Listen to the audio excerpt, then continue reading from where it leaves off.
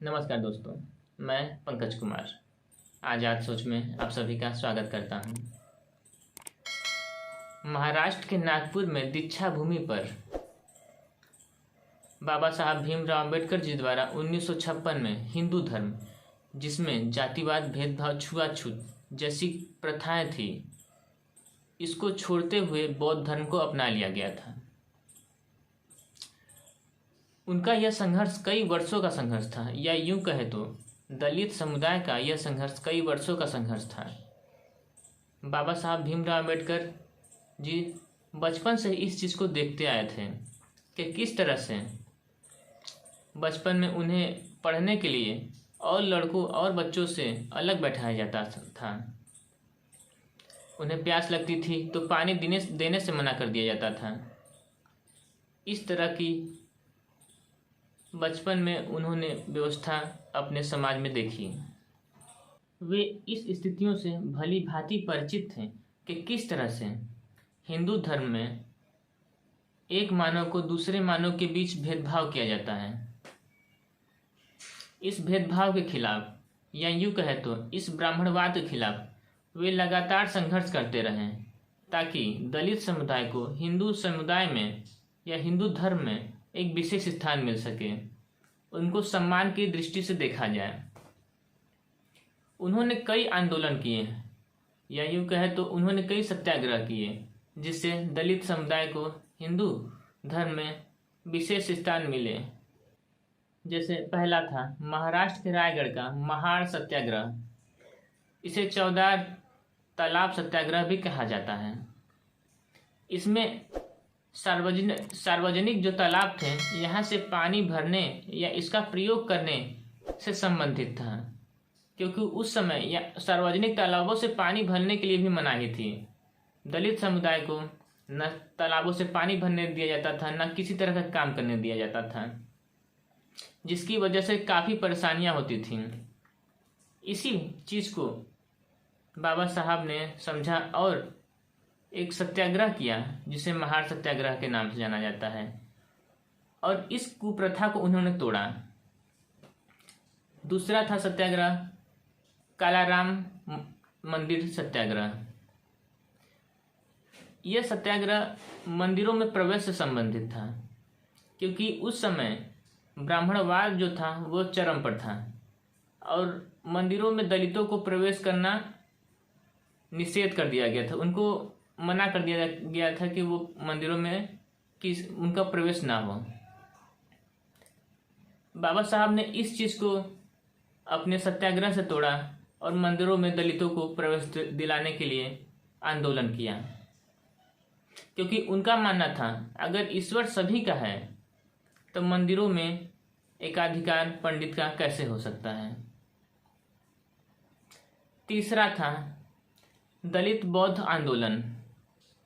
इसमें सामाजिक स्थितियों में परिवर्तन और मानवाधिकार दिलाने के लिए बाबा साहब भीमराव अंबेडकर जी द्वारा इस तरह का आंदोलन करना पड़ा। और वो बाबा साहब भीमराव अंबेडकर जी यह मानते थे कि दलित का हिंदू धर्म में रहकर सामाजिक उत्थान नहीं हो सकता, क्योंकि अगर हिंदू धर्म में ही अगर हिंदुओं को अपने अधिकारों के लिए लड़ना पड़े तो इसे क्या समझा जाए।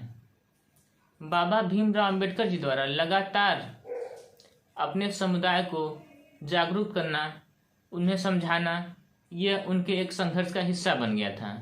ब्राह्मणवाद के खिलाफ लड़ना, उनके कुप्रथाओं के खिलाफ लड़ना, यह उनके संघर्ष का एक हिस्सा था। बाबा भीमराव अंबेडकर जी लगातार कहा करते थे कि आप शिक्षित बनिए, संगठित रहिए और संघर्ष करिए।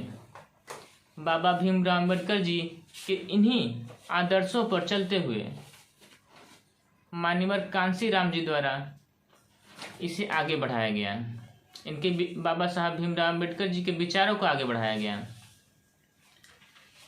और उन्होंने एक बीएसपी बहुजन समाज पार्टी का गठन किया, ताकि जो दलित समाज है या शोषित वंचित समाज है, इनके जरूरतों अधिकारों की वो रक्षा कर सकें। इनकी मांगों को पूरा किया जा सके।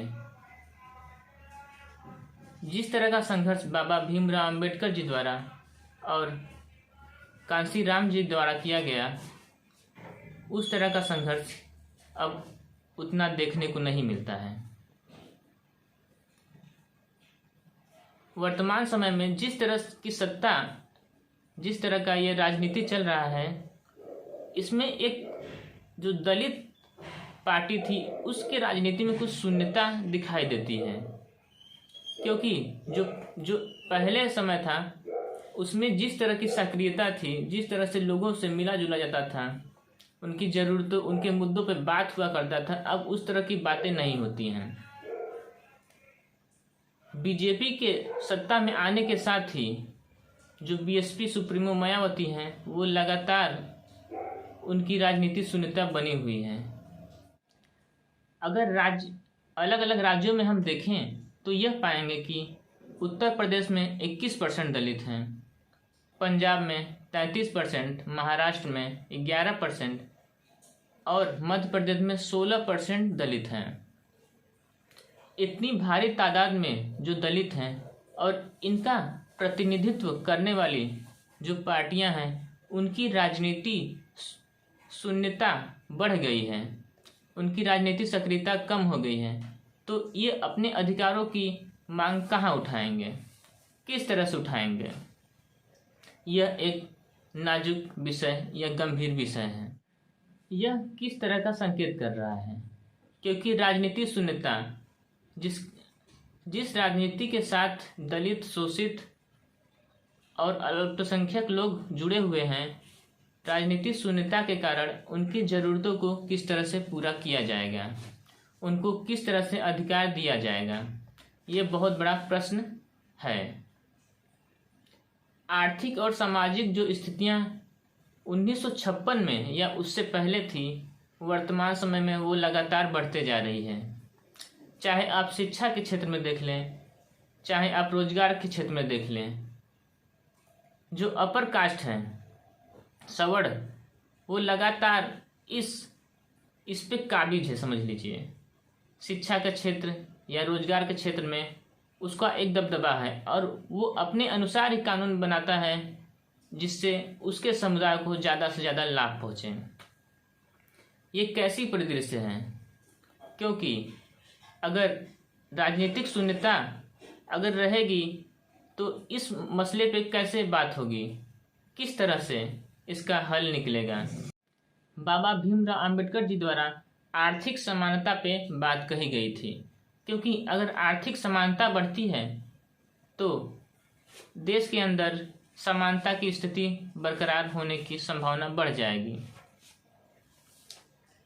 अगर इन जो अल्पसंख्यक या दलित समुदाय से संबंधित जो भी पार्टियां हैं, अगर उनकी सक्रियता राजनीति में कम होते जा रही है तो क्या आर्थिक समानता आने की जगह और घट तो नहीं जाएगी?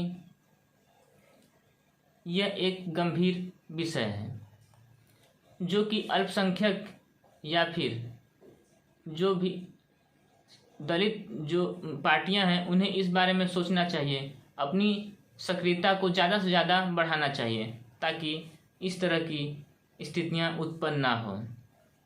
दलितों के मांगों को उठाया जाए और आर्थिक समानता की तरफ कदम बढ़ाया जाए।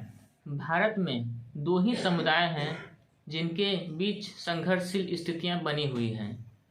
पहला है अल्पसंख्यक समुदाय, दूसरा है दलित समुदाय।